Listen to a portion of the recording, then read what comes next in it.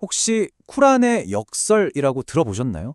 오늘은요, 쿠란의 한 구절이 어떻게 그 자체의 진실성에 대한 아주 거대한 논리적인 질문으로 이어지는지 한 분석가의 시각을 따라서 한번 쭉 따라가 보려고 합니다. 자, 한번 상상해 보세요. 어떤 종교 경전이 딱 펼쳐지더니 나를 믿고 싶어? 그럼 저기 다른 경전을 기준으로 날 판단해봐 라고 말한다면요. 바로 이 지점이, 이 흥미로운 가정이 오늘 이야기의 핵심입니다. 쿠란을 보면요. 바로 이 구절이 나와요. 무슬림, 기독교인, 유대교인 사이의 어떤 통일성을 이야기하는 거죠. 책의 백성들이라고 부르면서 서로 우아하게 교류하고 결국 우리는 같은 신을 믿고 있다는 걸 아주 분명히 하고 있어요. 그런데 말이죠. 바로 여기서 뭔가 좀 묘한 긴장감이 생겨요. 한쪽에서는 쿠란이 우리는 다 같은 신을 섬겨 라고 하는데 다른 한쪽에서는 아니, 근데 성경은 이미 변질됐잖아 라는 주장이 흔하게 들리거든요. 이 두 생각이 어떻게 같이 있을 수 있는 걸까요? 자, 그럼 이제 첫 번째 핵심 질문으로 한번 넘어가 보죠. 과연 쿠란 그 자체는 이전에 나왔던 경전들에 대해서 뭐라고 말하고 있을까요? 보통 변질됐다 하는 주장을 많이들 하시는데 정말 그럴까요? 쿠란은 실제로 성경에 대해 어떤 입장을 취하고 있을까요?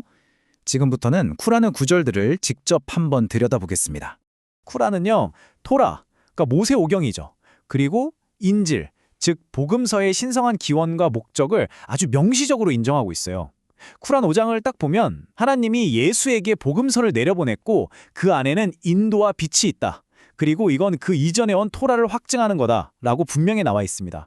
자, 이제 이야기의 다음 단계로 넘어가 보겠습니다. 이번에는 경전의 신뢰성, 그러니까 이게 진짜 믿을 만한 거냐 하는 문제에 대한 쿠란의 진술을 한번 살펴볼게요. 이 부분이 정말 흥미로운데요. 쿠란은 만약에 예언자 무함마드, 바로 그 자신에게 어떤 의심이 든다면 어떻게 해야 하는지에 대한 지침까지 제공합니다. 뭐랄까 스스로 자기 진실성을 시험해볼 방법을 딱 제시해주는 셈이죠. 정말 놀라운 구절 아닌가요?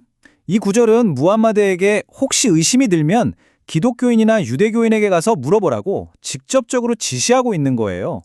이건 뭘 의미할까요? 바로 그들의 경전이 당시에 신뢰할 수 있는 중요한 참고자료였다는 걸 암시하는 거죠. 근데 여기서 당연히 이런 질문이 생기죠. 아니 잠깐만, 물어보라고 한 그 경전들이 이미 변질된 거면 어떡하지? 만약 그렇다면 그 지시는 아무 의미가 없어지는 거잖아요. 쿠란은 이 가능성에 대해 뭐라고 답할까요? 바로 이겁니다. 쿠란은 같은 부분에서 아주 단호하게 선언해요. 하나님의 말씀을 바꿀 자는 아무도 없다. 이 분석에 따르면 이 구절은 단순히 쿠란에만 해당되는 게 아니라 토라와 복음서를 포함한 하나님의 모든 계시, 그 말씀의 온전함을 보장하는 선언이나 마찬가지라는 거죠. 자, 그럼 여기까지의 논리를 종합해보면 어떤 결론이 나올까요? 7세기 당시, 그러니까 무함마드가 활동하던 시기에 토라와 복음서는 사람들이 신뢰할 수 있고 또 실제로 읽을 수 있는 형태로 존재했다는 걸 아주 강력하게 시사하는 겁니다. 그리고 이게 그냥 추측이 아닌 게 실제로 우리는 그 당시 아라비아 반도에서 사용되던 성경 사본들을 가지고 있거든요. 근데 이 사본들이 오늘날 우리가 보는 성경의 핵심 교리나 가르침과 비교했을 때 결정적인 차이가 없다는 거예요. 자, 이제 드디어 이 역설의 가장 중심이 되는 쿠란의 핵심 명령으로 넘어가 보겠습니다. 바로 이 구절입니다. 쿠란 5장에 나오는 건데요. 기독교인들을 향해서 아주 구체적이고 결정적인 명령을 내리고 있어요. 지금부터 펼쳐질 모든 논리에 바로 그 중심축이 되는 구절입니다. 이 명령이 담고 있는 논리를 한번 차근차근 뜯어볼까요? 자, 첫째, 하나님이 예수에게 복음서를 보냈다. 맞죠? 둘째, 그 복음서는 이전에 온 토라를 확증한다. 오케이. 그리고 셋째, 가장 중요한 부분인데 복음서를 믿는 사람들은 반드시 그것으로 판단해야 한다. 그리고 마지막으로 넷째, 만약 그렇게 하지 않는다면 그건 반항적인 불순종이 된다는 겁니다. 어떠세요? 이 논리적 사슬, 정말 빈틈이 없어 보이죠? 자, 이제 정말 마지막 단계입니다.